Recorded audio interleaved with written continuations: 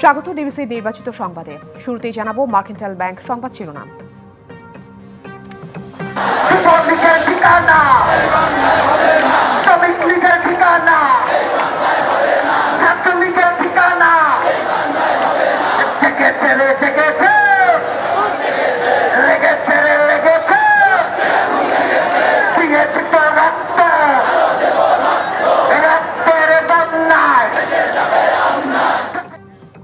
আওয়ামী লীগ নিষিদ্ধের দাবিতে শাহবাগ অবরোধ, চলছে গণজমায়েত, দেশের বিভিন্ন গুরুত্বপূর্ণ স্থানেও কর্মসূচি।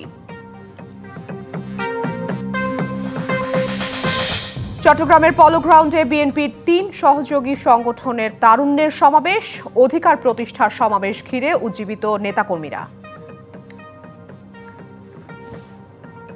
যার জন্য আমরা সবাই এত ত্যাগ স্বীকার করেছি, গণতন্ত্রের জন্য, বাংলাদেশের মানুষের মালিকানা ফিরিয়ে দেওয়ার জন্য, সেই গণতন্ত্র যাতে কারো হাতে জিম্মি না হয়ে পড়ে।